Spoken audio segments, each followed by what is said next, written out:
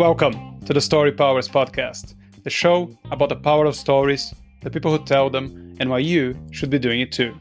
I'm your host, Francisco Mahfuz. My guest today is James Taylor. James started his career managing high-profile rock stars and is now an in-demand keynote speaker and internationally recognized leader in business creativity and innovation.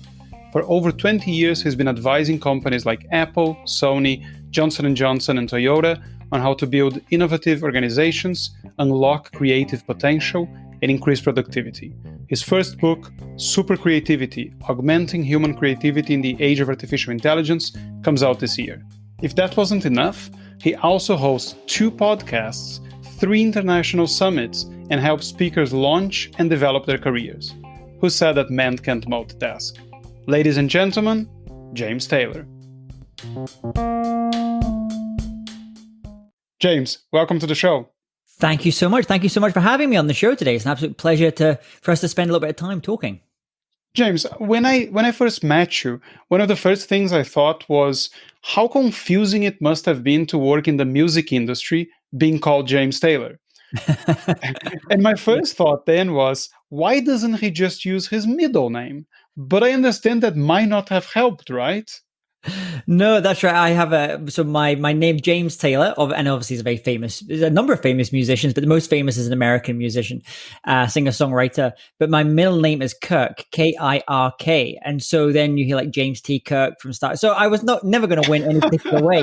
And actually, funnily enough, I got 2 film students contacted me recently from Goldsmiths, which is a great film school in London. And they're making an entire program, a documentary about people that share names with famous people. So they interviewed like myself. I think they interviewed a John le Carre. They interviewed like people that just got famous names. And in different, like, I think I've shown some of the ones that they had. Boris Johnson, I think they interviewed. So it's both good and it's bad. It's memorable, but it's also you can easily get lost as well.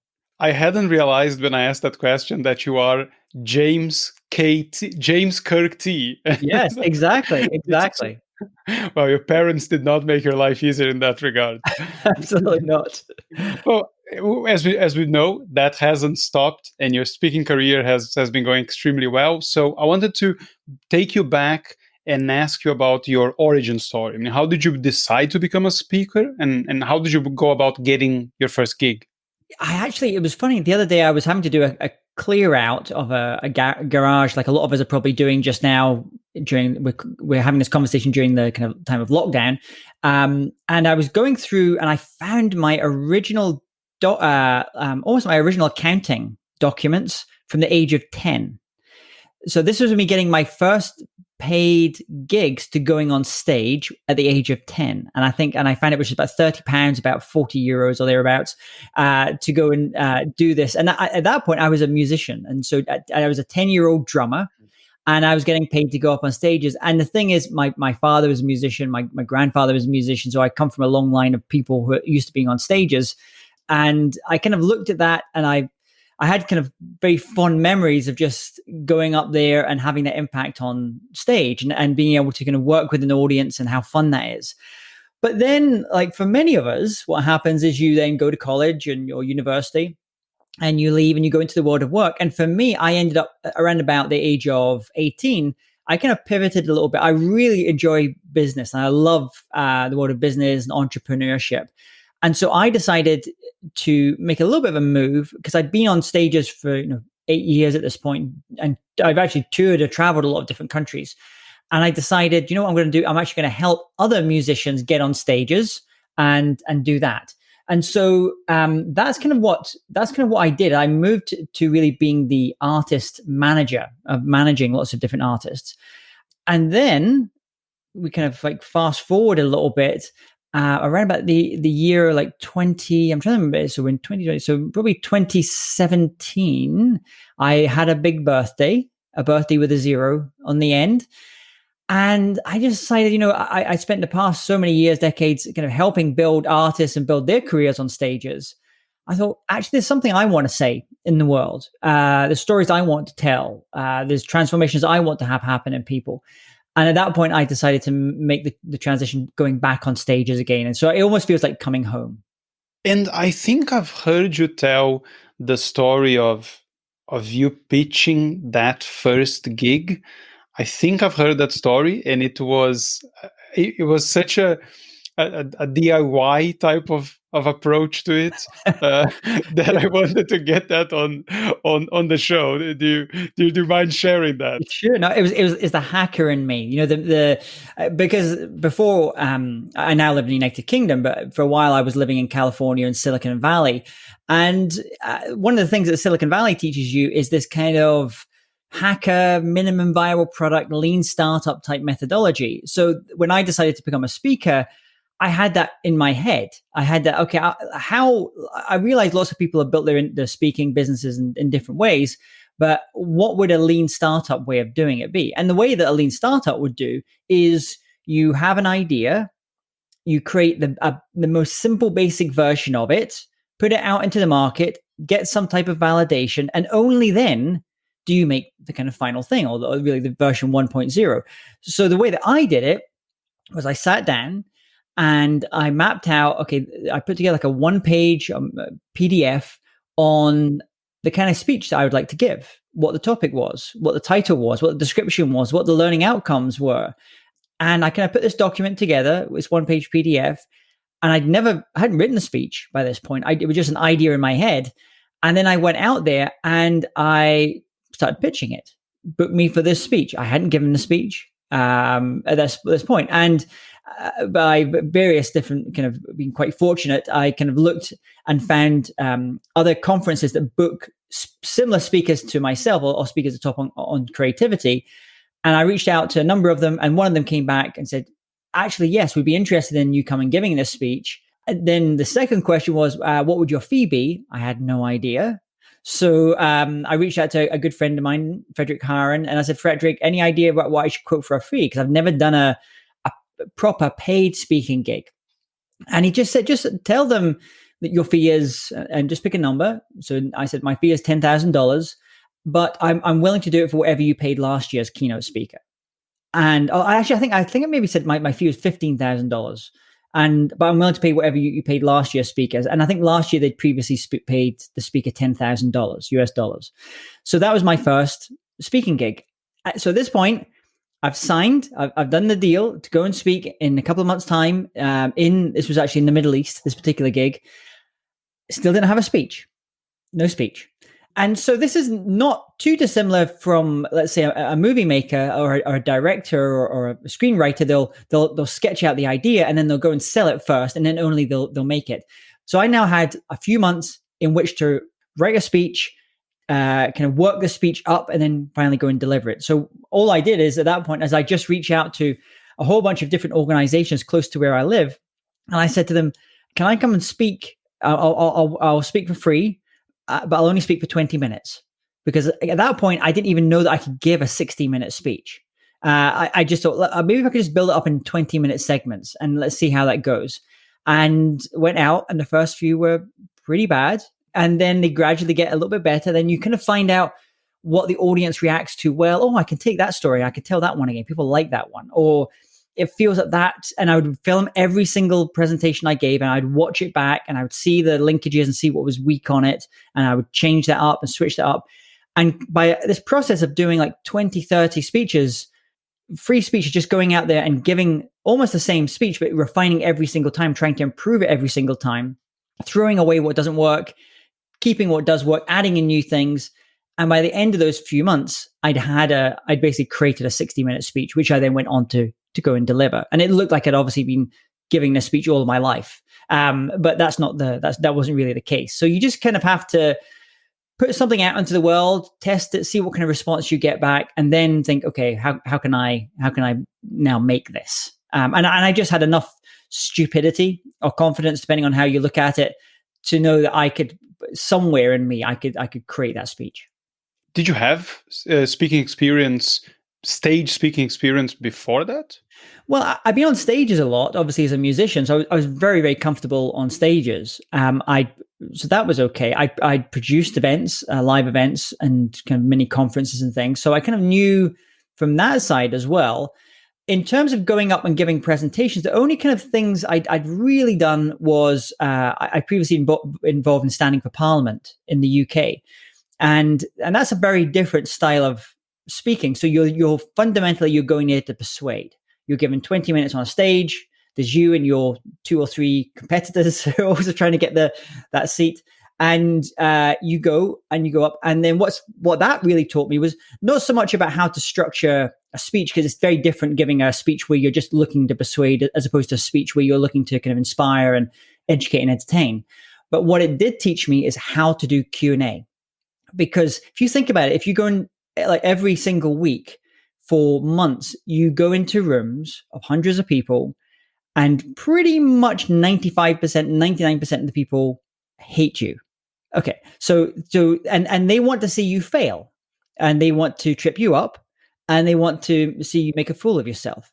Now, the great thing is as a professional speaker now, when I go and speak on stages, and anyone should, unless you're speaking in some way politics, but in pretty much every other case, whether you're going speaking as a friend's wedding, or you're giving a speech in a company, or you're giving a speech at a conference, pretty much everyone there wants to see you succeed, which is great. So you're already winning, kind of just getting up there. But what they're going and speaking to rooms of people that didn't, not necessarily didn't like me, but they didn't like necessarily my politics or whatever I was saying, is it teaches you very good about how to improvise on stage, to take in something, to accept ABC, accept, bridge, and then comment. So you would say, yes, I understand that thing there. You bridge it, you find some way of bridging it to actually what you want to say, and then the C is the thing you would actually really, really want to say, is how you comment on it, and you're putting your particular angle. So that's very good. Where we're at just now, where it used to be a regular keynote would be 45 minutes and then 15 minutes Q&A. With virtual keynotes, like we have to do a lot now, it's maybe 30 minutes keynote, 30 minutes Q&A, because people ask a lot more questions virtually on online presentations, because they feel much more enabled to ask questions, which is really good. So you have to be a lot more slight of foot and a lot more willing to improvise. And that's kind of what I learned from doing all that.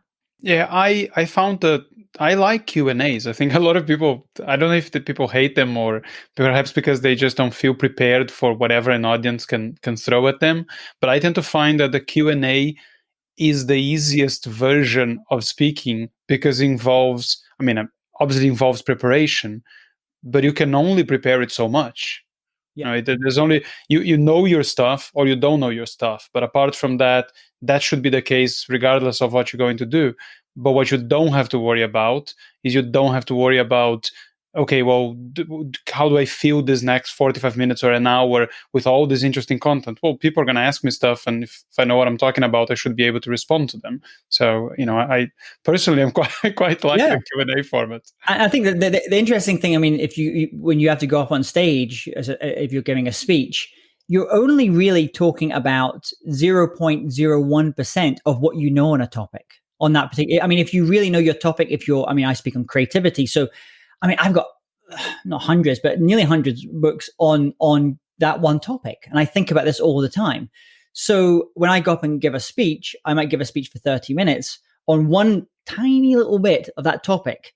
And then when it comes to Q&A, that's when you get to show you really know your topic, because it might come from a completely different angle you're not expecting.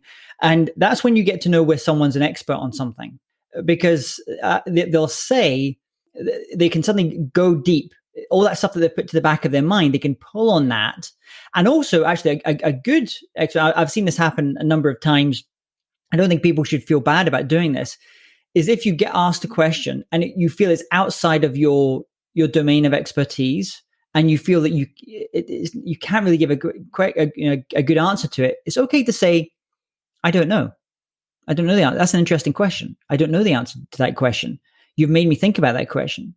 I'm going to go and kind of look at that. And I think that obviously shows a vulnerability as well, but it also shows to audiences, as long as you don't overdo that, you're not saying that all the time, but if you do say a little bit of that, it's actually quite nice from an audience's perspective, because it shows that you're humble to recognize you just don't know everything. You can't be an expert on everything. Yeah, there is this approach where you say, the beautiful thing about creativity or storytelling is that it just the learning never ends. Yeah. And that question you just asked me is my next project for learning, because I don't actually have a good answer for you right now. Yeah. I want to go back to something you said when you were talking about putting together that first speech, and you just touched on something else now, which is you have all this knowledge and you have to condensate it in 30, 45 minutes, an hour, in a way that not only is informative, but also it's entertaining, is inspiring, and all of that. So I know that I tend to focus a lot on stories. Humor is something I try to build in every speech I ever give.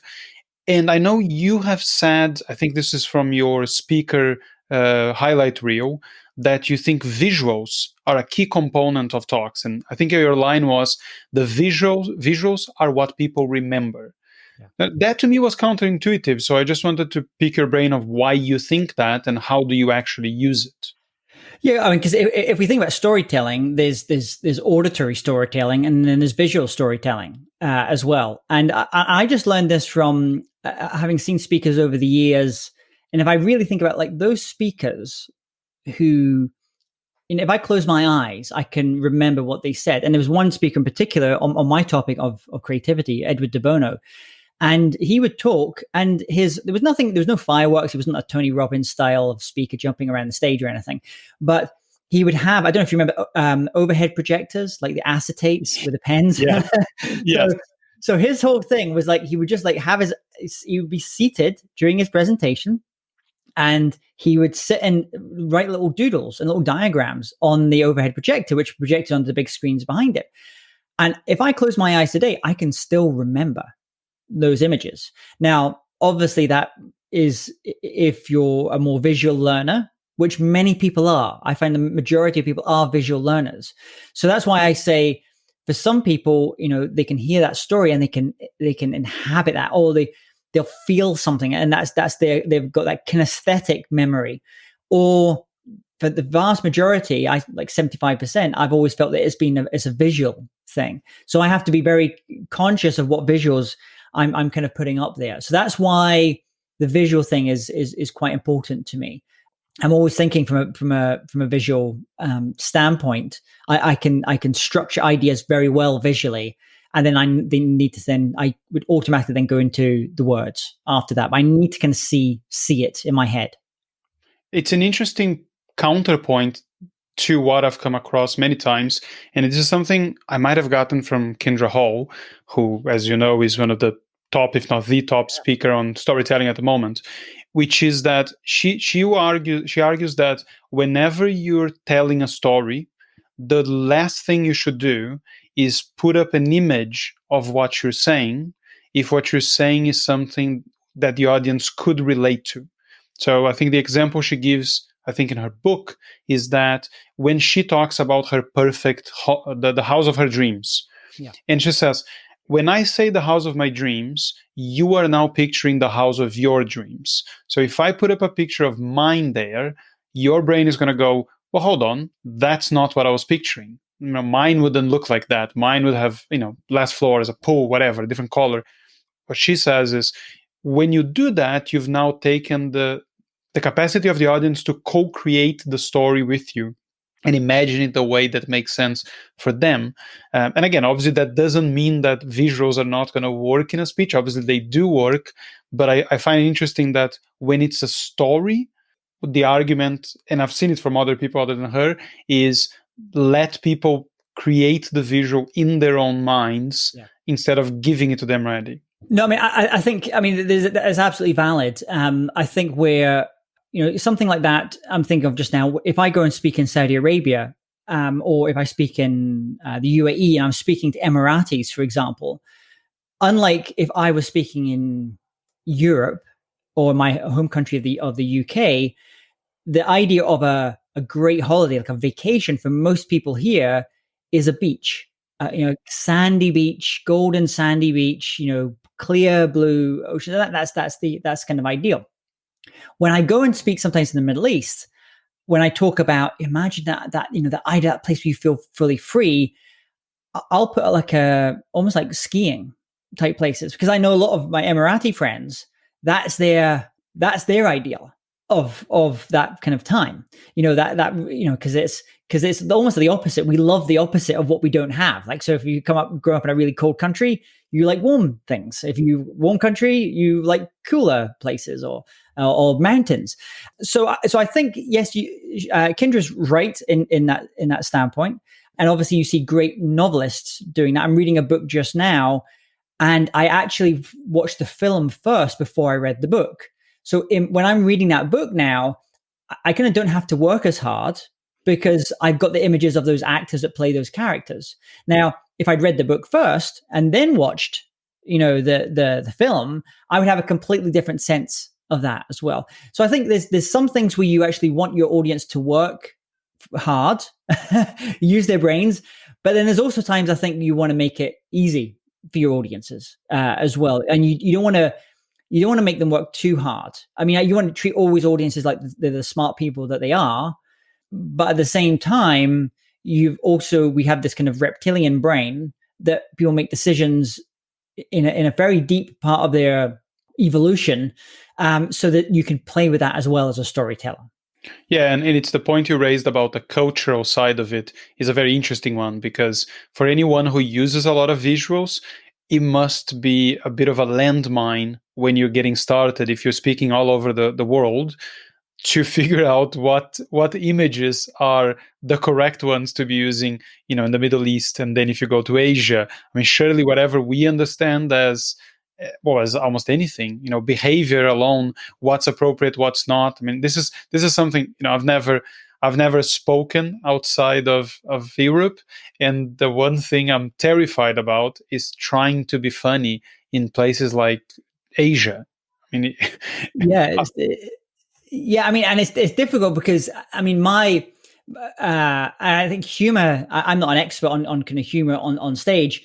I remember trying a number of different things very early. I tried doing kind of real Joseph Campbell hero's journey style structures of things.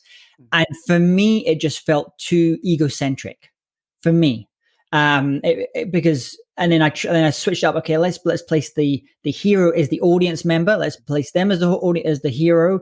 And I just couldn't kind of get it. It didn't work for me as well. And I remember also with humor, trying a few times. Well, okay, I'm gonna put in some not jokes, but kind of like funny lines and different things. And I remember going on a comedy writing workshop to learn a couple of techniques there. And I just found, what, for my audience, I just want to take the top of their heads off. I just want to blow their minds. And so there's a style that works very well for. And I love going and seeing speakers who just build joke after joke after joke. And I think that's amazing. But for my own, because I speak so much globally, I have to use humor in a very subtle way. And I think people I've seen that do this very well is there's a futurist called Mike Walsh. I don't know if you know Mike Walsh at all. Yeah, I think I've heard him. I've heard you talk about him, and I've seen him somewhere, I'm sure. Yeah, he's a great speaker, and he's from, I think he's from Hong Kong. His father was Irish, so he has the ability to be very future, quite serious at times, and then he'll throw in little things, and it could be visual gags, or it could be just little, but it's not overdone. I think if you're working more for American audiences, then I tend to then push up the humor aspect, because those audiences would tend to demand it a little bit more, just speaking very generally, than if I'm speaking in Asia or if I'm speaking in India, for example. Yeah, and because I've it's always been my style to try and put as much humor as I think the speech supports, and usually it supports quite a bit. And I like that it creates contrast, because if you're going to go to something more serious or more dramatic, that break between we were laughing, and now I've taken you somewhere you didn't expect works really well. But that's one of the reasons why public speaking is always going to be somewhat scary for me, because there is no point, I think, that you get to know that your humor is going to work. I mean, unless it's the same audience. If I'm speaking to people I've known for years, or if I'm speaking to, a very specific type of crowd, I know that what humor is likely to work with them, but even so, you never know that every single line you expect will be funny is going to land.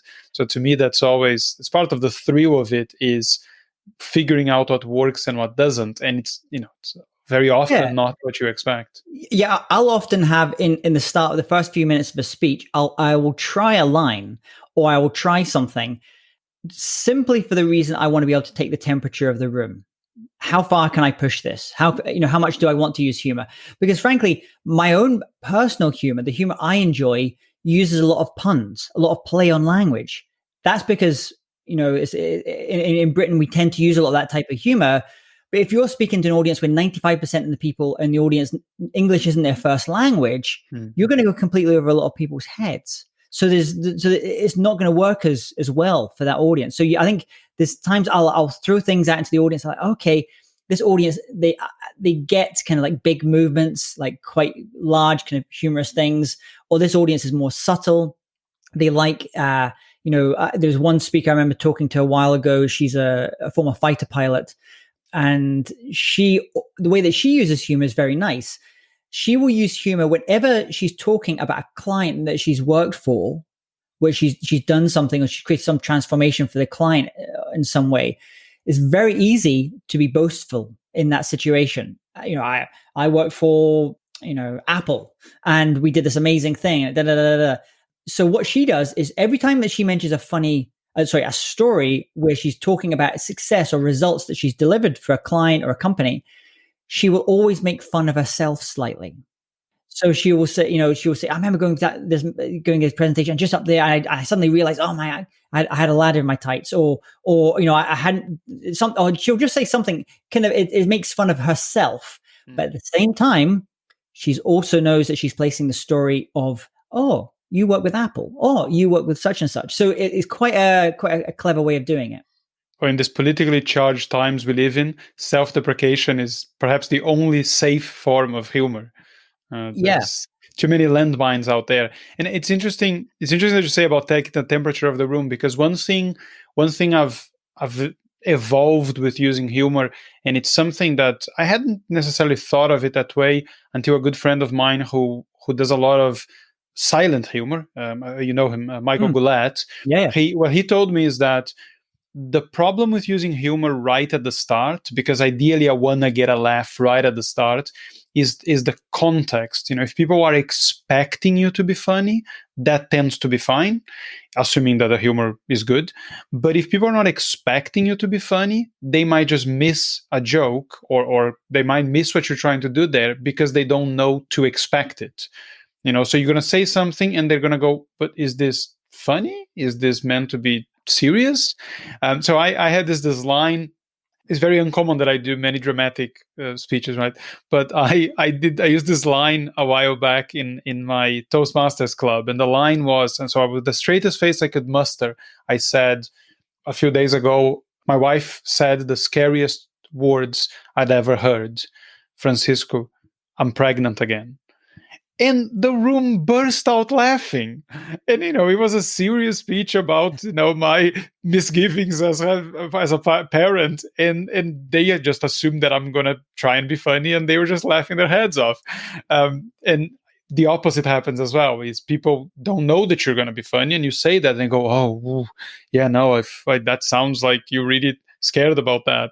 So, that context and people knowing a bit what to expect means that you perhaps need to start soft with whatever you're trying to do, and then crank it up to 11 as the speech goes. I mean, also you think about it in the role of, let's say, the way that comedians would do. I know a lot of speakers are big fans of comedians, and they watch a lot of comedians, and you know that with comedians, the way that they'll often roll up jokes so that they'll kind of create this little wave going. They'll start, they'll say something that's kind of funny, gets a little bit of a laugh, and then they might anchor it. They might just use a catchphrase or a phrase, and then they'll roll up another one. And it's gradually about building this kind of tsunami of laughs that you can gradually build. Now that's great on stage, great often in smaller audiences as well. Try and do that virtually. Try and do that when you have no feedback from the audience about what's happening. That's a little bit more challenging. So the medium does affect what you do. And the other thing is, some people are frankly just really, really funny people. And my wife is really funny. She's always coming up with funny things. She could be a script writer, no problem. She's always writes really funny stuff. So this is a little bit of a secret within the speaking industry, is that a number of speakers I know, professional speakers, use joke writers, gag writers, like a comedian would do. Because some comedians are just brilliant and they write all their own stuff. I know other comedians who hire joke writers, and there's always a thing. If you go back, people like Woody Allen and all these great comedy writers would write gags for other people, and other people would be Bob Hope or whoever was delivering it at the time. So if you don't find yourself naturally funny, or your kind of humor is not the humor that you think is going to work particularly well, you've tried, it doesn't work particularly well on the stage, then is there someone you can maybe collaborate with and write things together? So he or she could get a sense of your voice, what your voice is, understand you understand your audience, but they can help you. They could write jokes, whether that's in kind of brainstorming, ideation sessions, however you want to do your writing. So it doesn't all have to come from you. If you're really struggling, this is my sense, if you're really struggling with humor and you want to have a lot of humor in your presentations, work with someone who has developed a craft of doing this, who thinks about this all day and their brain works that way, and collaborate on it. What I have typically advised other speakers when they come to me and say, well, can you help me make this funnier?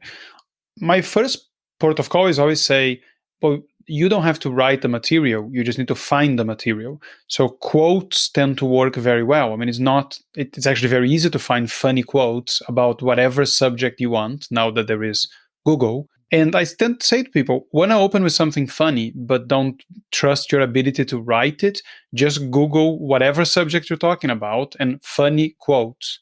And you're going to find lots of things. And there is no real reason why you need to be the one that generates the content. The same way that I think whatever else you're doing with a speech, keynote or otherwise, if you're not necessarily the most inspiring person in the world, find someone who is, and bring that into your speech. I think in your keynote, or at least one of your keynotes I've seen, you had a video of, I think it was Jackie Ma. Yes, Jack Ma, yeah. Yeah, so, you don't need to be you need to be the guide that shows them all this interesting stuff. You don't need to be the one that actually said it. I mean, that would be somewhat arrogant to presume to do that. I think on that keynote, the slide either just before or the slide just afterwards is, I tell a story about as a kid walking up mountains. My parents used to make me walk up mountains dressed in a kilt. And that's an example of one where I kind of told it initially very straight, almost like my parent made me walk up these mountains dressed in a kilt, about building resilience. And then gradually over time, if I sense it's an audience I can play with, I will be much more dramatic in that and use much more humor about, the kilt thing and the what's under man's kilt in Scotland. So you kind of have to kind of play with it. The other one you were just mentioning, there's all these little, even if you don't do a lot of humor, you can just use very simple, like the rule of threes on humor. So you might say, often the way that I have to think about it is A, B, and then make C a little bit bizarre and a bit off, a bit kind of like weird. And that's just a very, very simple little technique, and you could use this in your bio. James Taylor is known for speaking about creativity, artificial intelligence, and fish. Or so, I don't know. You can use these, and this is what you obviously, when you study and you look at comedians, this is the stuff that they can teach us. Now that you mentioned kilt, I must share with you my kilt story. I don't think I've ever told you this. So I have one of my best friends got married in South Africa a few years ago, and his bride was Scottish. So they, for some reason, decided to have a Scottish traditional wedding, and he went and dug up some Scottish, great grandfather, whatever, to justify it. So all the best men were meant to wear kilts. So they sent us instructions on how to do it, and I gave them to my wife because I'm inept with anything to do with clothing, and she was supposed to take my measures, and she did, and sent it out, and they made the kilt to measure. But as I got to South Africa and I was trying it on, we figured out that it didn't fit particularly well. And then by looking a bit deeper into the subject, we realized that my wife measured my waist and not my hips. So the only way I could wear the kilt was much higher than it was intended. So the kilt he ended about 3 fingers above my kneecap. So I was wearing a kilt miniskirt throughout that whole wedding. It could be a style icon. That could be a good new look. Yeah, I mean, I've got pictures. They're not pretty, but there's nothing I could do but brave it. I mean, this is like talking about like different cultural differences as well. Like one of the things I just always do whenever I land at an airport, wherever I am, is I just talk to the driver or the taxi driver or the Uber driver, and I ask them about food first of all. What's really good food? Like what kind of food do you yearn for? And so that gives me a little bit. If I want to use food, I usually mention some making of food because it's universal, and I'll mention the dish if I'm speaking in Istanbul or of the dish of that place. But then the other thing I'll often ask them is like who's really funny here? Like who's what's been happening? Any kind of funny news that's been happening recently? Or pick up newspapers, or you'll just pick up things as long as you're going to steer away from politics and religion. Usually, this is quite useful. Kind of little bits of information that just makes it roots it in a particular place. They know that you're there, and you haven't just kind of dialed your presentation in. Yeah, no, those are very good tips. I think as long as anytime you can get something local into a speech, if you can do something with the room, people that's spoken just before you, that's amazing. But yeah, I mean, if you can tap into the zeitgeist of that particular place, then that has to count. There's points towards your speech when people realize that you actually have some idea of who they are and not just of your subject. And the other thing you have to remember is a lot of my audiences I speak to are corporate, global conference, and they'll come to a particular city. Very few of them are from that city. And actually, they usually have very little time to explore that city as well when they're there. So, a classic example, at the end of last year, I was speaking in, Barcelona, your town. And, in Barcelona, obviously it's a fascinating history of a place, but I was talking about this conference. It was very about innovation and things like that. So I went to the Four Cats Cafe, which is in Barcelona, which is where Picasso used to go and hang out and all that kind of stuff. And I took photos of myself and the waiter there, and like learned a little bit of kind of background story of the thing. And I then put that into my speech, because many of those executives, they're literally just going to fly there, do the event, and then leave. They're not going to get a chance to explore Barcelona. So I always kind of felt it was my part of my job, my role, if for many of those global audiences, is to give them something of that place when they go back, or maybe even just like if they've got like a morning the next day or an afternoon. Oh, the speaker, he mentioned this place that Picasso used to go and how cool would that be to go and have coffee where Picasso used to go and have coffee. And I think that's obviously, if you're a local speaker, that's even better because you can really give people insights. But I love researching the history of the places before I go there. Let me switch gears slightly to the business side of things before we completely overrun our time. So what I wanted to ask you about business is, you've not been doing this for that long, but if I recall correctly, last year you did 50 keynotes? Yeah, I think it was a little bit. I think it was maybe 52 or 53 in the end. Okay, so which is a pretty high number of keynotes. I mean, I think that there are maniacs that will do a lot more than that, but I think for any speaker that is getting that type of number of keynotes in, they'll be pretty happy with that. So what I wanted to ask you is, what would you say is the one factor that has been responsible for you to be able to scale the business up so quickly in the time you've been doing? I think probably one of the biggest ones is fish where the fish are.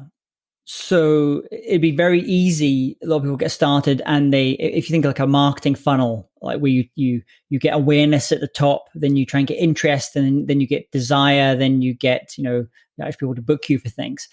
I didn't have time to build up this big brand and to go from the top side, and also so much in brand building is out with your controls anyway. So I thought, you know what? I'm going to get started at the very bottom of things. So let me give you a classic example here. Someone that's typing in the phrase keynote speaker Barcelona is a very different stage from someone that's just typing in the phrase motivational speaker as an example. So I always focused initially on, I want to be as late in the process of someone making the decision on booking a keynote speech. So those people on social media, or on social media, or whether they're in, they're going online, or whether they're going on YouTube, or whether they're speaking with a bureau, they're asking certain types of questions. They're phrasing it in certain types of ways. And so I really went to that first. So there's that, having a conversation with those people, you're much more likely to convert than if you have a conversation with someone who's just saying, oh, we've got a conference happening and we're wanting a motivational speaker for it. Well, first of all, conference, is that a paid speaker? Where is the conference? How big is the conference? A motivational speaker. Motivational is a flavor. It's not a topic as such.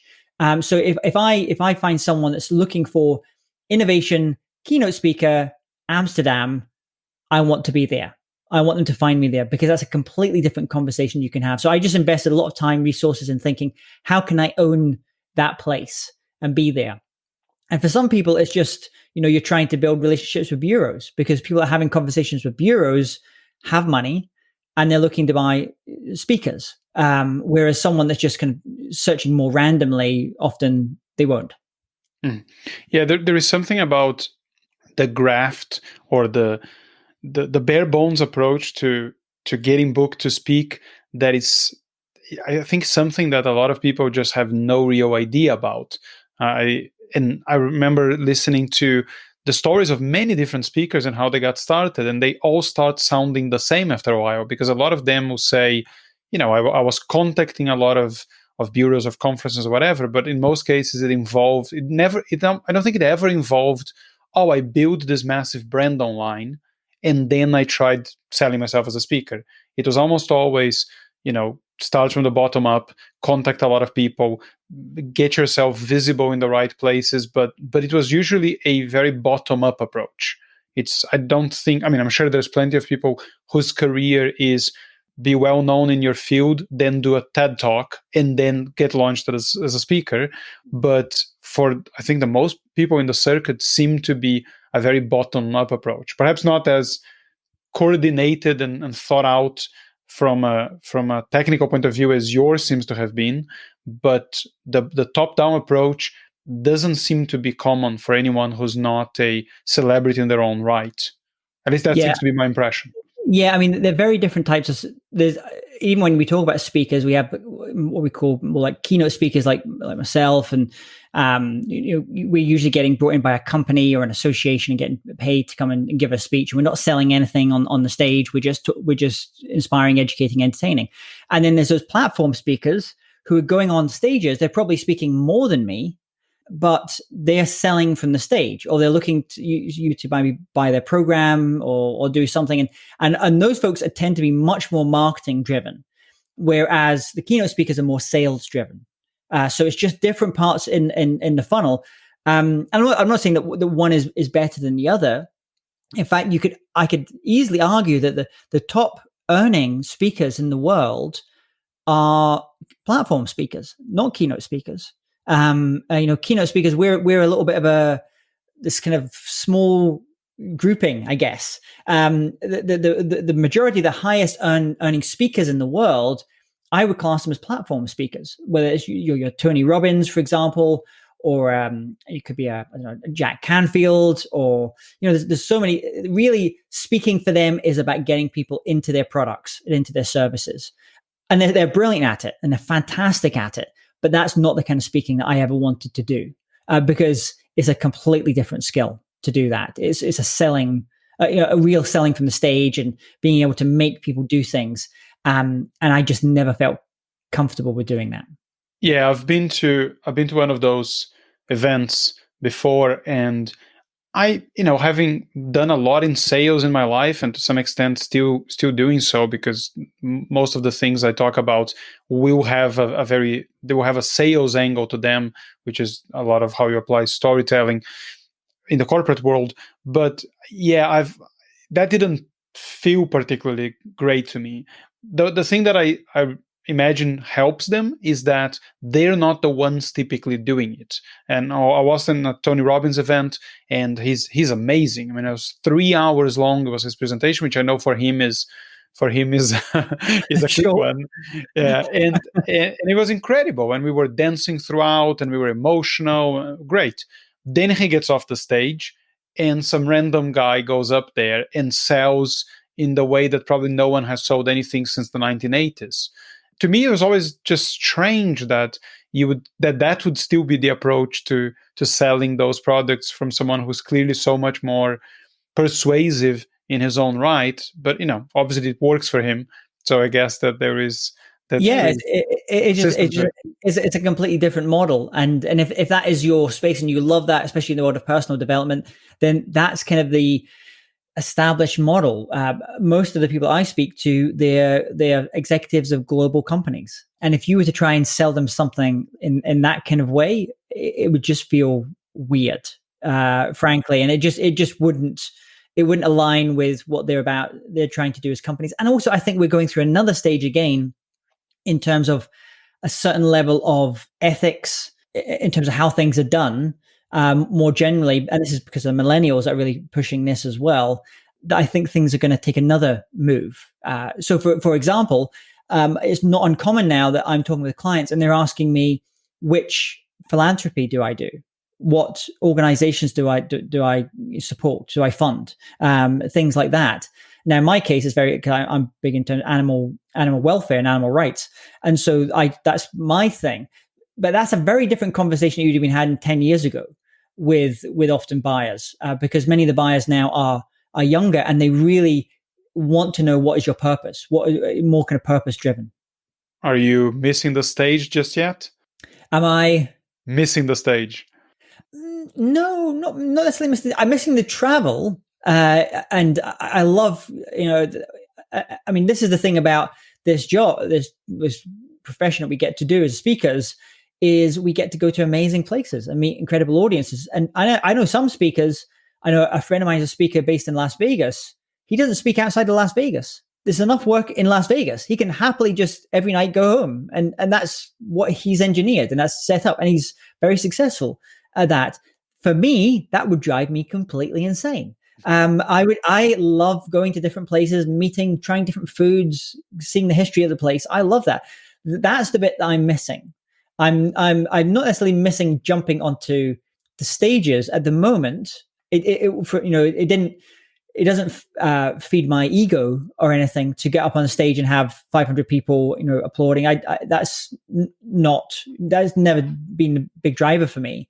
I'm missing a little bit the interaction you get with an audience. Just that side. I love that, the Q&As and things. That's always good fun. But you can do a lot of that virtually. So yeah, I think we are. Ask me in a month's time. Maybe I'm going to be climbing the walls at that point. I just want to get on a stage again. Who knows? Yeah, I think climbing the walls is a scenario where a lot of us are envisioning perhaps a little sooner. Because if I'm not mistaken, you don't have children, right? Yeah, no kids. Yeah. Yes, I'm finding that the biggest challenge of doing anything virtually is that there's nothing virtual about a 3-year-old running around the house and a newborn at the same time. So my biggest online challenge is getting the interruptions not to burst in the middle of whatever. No, you're right. And I was having a conversation with someone the other day. He's based in Florida, and it got so bad. His productivity was so low, and his wife was also a writer as well, that what they actually did is they rented a little cottage around the corner from them. In the morning, he goes there from like 8 a.m. to 12 and does always interviews and does always work and things. And then he comes back, they have lunch together, and then his wife goes and she goes to the cottage and does all her work there in the afternoon.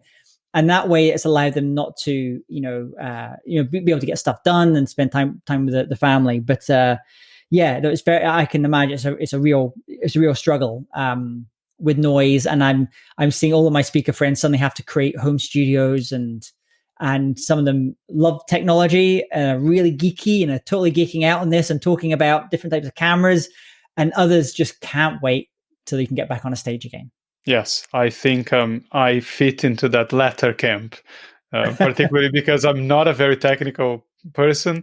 And the last thing I ever had to worry in my life when speaking was technology. I on purpose used few or no slides. Depending on the length of the speech, I would do the whole thing without a single slide. And now all of a sudden that's just been turned upside down, and I have to worry about the lighting and the sound and all these things that were never part of the concerns. But you evolve with the times. And there's a very interesting times, and for those of us who are lucky to be busy, who are lucky to be able to focus on learning. I mean, there's no end to the amount of learning and improvement we can give to ourselves and our careers if we take the time to face the challenge head on, instead of trying to hide under a tree and pretend that it's just going to go away a lot sooner than realistically it will. No, I think another way of thinking about it is the way that actors work, which is they'll work on a theater, on stages almost every single day for like 3 months if they're doing a stage show.